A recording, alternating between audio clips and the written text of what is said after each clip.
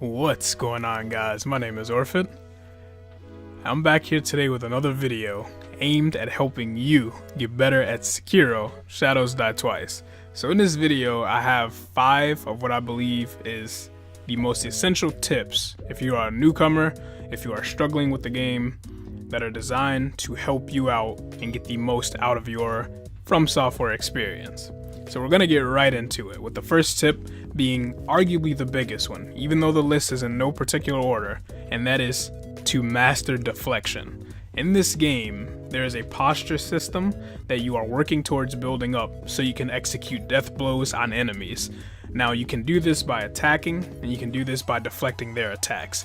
By far, mastering your deflection timing alongside a couple other skills that I'll mention later, this is going to be the best way to consistently make sure your enemy's posture gauge is high and that you are doing the most damage you can by making sure that they don't have many opportunities to attack you.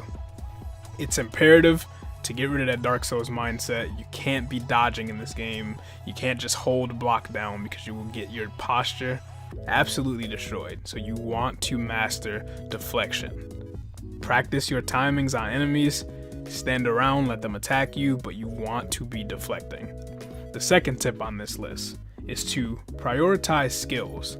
I'm going to put up a skill tree and I'm going to show you a couple of the skills that I believe are really important for the early game and just for the rest of the session as you play. One of the biggest skills is Breath of Light. Now this gives you health back when you complete a death blow. Invaluable when you're running through mobs, when you're constantly going through the same areas trying to retread to a boss arena. This is going to make it so you don't use up most of your gourds or your consumable items as you're trying to make it back, because you need those for the boss. Another big skill is the Mitsuki counter alongside Shinobi Eyes, which increases the posture damage dealt by the Mitsuki counter.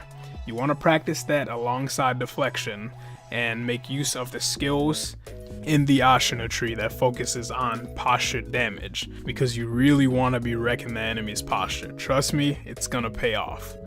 Now the third tip I have for you guys is to defeat mini bosses. When you come across these bosses, they are completely optional. If they are in the way of the critical path, the game usually offers you an alternative route to get past them if you don't want to fight them. I highly advise against this because defeating mini bosses gives you prayer beads, and when you collect 4 prayer beads, you get to upgrade the wolf so that you have more vitality and more posture. More health means you can take more damage. More posture means you can stand in there toe to toe with the enemies for a much longer period before you need to back off.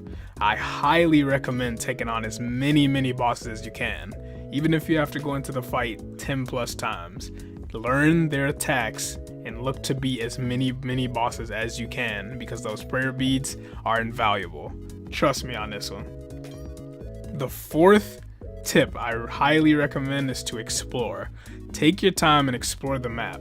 Look for little nooks and crannies. Instead of going to what seems like the obvious path, take a couple minutes to kind of search around a perimeter and use the verticality of the grappling hook and just look at the landscape around you to see if there's some little ledgeway that's offering an item.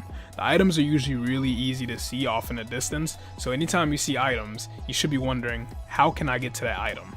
Try to find the pathways that show you them, because you're going to find a lot of important items that are going to help you out in some of these boss fights, because they can get really tough.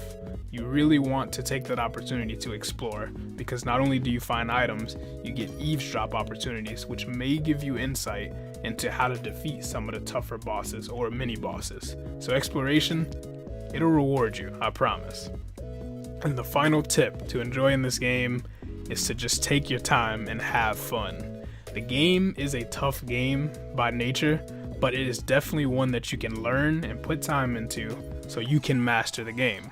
Alongside these tips like deflection, prioritizing skills, and just taking time to explore, I believe that you will find a very enjoyable experience in Sekiro.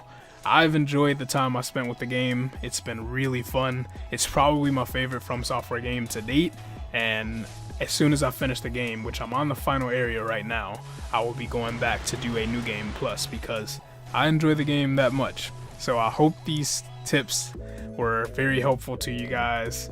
If you have any questions, anything I may be able to answer, leave them in the comments down below. I hope you all are enjoying the game. I want to thank you for watching the video. You guys have a good one, and until next time.